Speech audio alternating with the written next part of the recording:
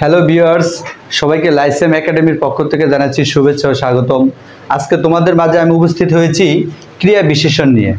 আজকে আমি ক্রিয়া বিশেষণ কি এই বিষয়ে একটু ব্যাখ্যা করার চেষ্টা করব। তাহলে চলো দেখি। ক্রিয়া বিশেষণ, আগে আমাদেরকে যে কাজটা করতে হবে সেটা হলো তোমাদেরকে ক্রিয়া বিশেষণের সংজ্ঞাটা মনে রাখতে হবে। আমি এখানে ক্রিয়া বিশেষণের সংজ্ঞাটা বোর্ডে আগে তুলে রেখেছি। আমরা যদি একটু খেয়াল করি, ক্রিয়া বিশেষণ কাকে বলে, দেখো, যে শব্দ দ্বারা ক্রিয়ার অবস্থা, সময় ও গতি নির্দেশিত হয় তাকে ক্রিয়া বিশেষণ বলে। আমি আরেকবার পড়ছি, যে শব্দ দ্বারা ক্রিয়ার গতি, অবস্থা ও সময় নির্দেশিত হয় তাকে ক্রিয়া বিশেষণ বলে। আমি এখানে তিনটা উদাহরণ লিখেছি। এই তিনটা উদাহরণের মাধ্যমে আমি তোমাদেরকে বোঝানোর চেষ্টা করব আসলে ক্রিয়া বিশেষণ কি এবং এটা কোথায় থাকে।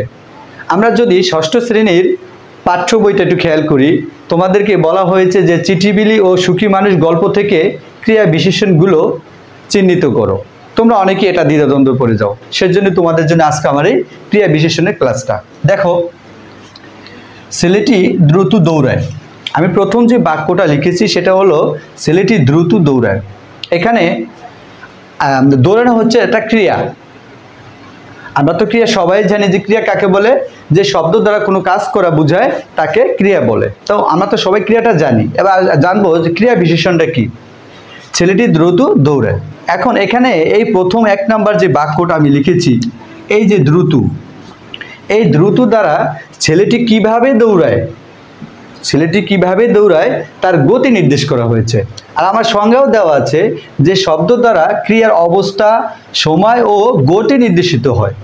এখানে যে ক্রিয়াটা হলো দৌড়ানো। এখন এই ক্রিয়াটার গতি হলো দ্রুত। তার মানে এক নম্বর বাক্যে ছেলেটি কিভাবে দৌড়ায়, ছেলেটি দ্রুত দৌড়ায়। তাহলে এটা হচ্ছে দৌড়ানোর হচ্ছে ক্রিয়া, আর ক্রিয়ার রূপটা দিয়েছে যে গতি, দ্রুত। তো এই হচ্ছে প্রথম বাক্যের ক্রিয়া বিশেষণ। তার মানে দৌড়ানো হচ্ছে ক্রিয়া এবং দ্রুত হচ্ছে বিশেষণ, কারণ ক্রিয়ার একটা বিশেষ রূপ দিচ্ছে এখানে এই দ্রুত শব্দটি দ্বারা। এখানে ক্রিয়ার গতিটা বোঝানো হয়েছে। আচ্ছা, আমরা যদি 2 নাম্বার বাক্যটা খেয়াল করি, মেয়েটি সকালে গান গায়। এখানে সকালের নিচে আন্ডারলাইন করা আছে। মেয়েটি কখন গান গায়?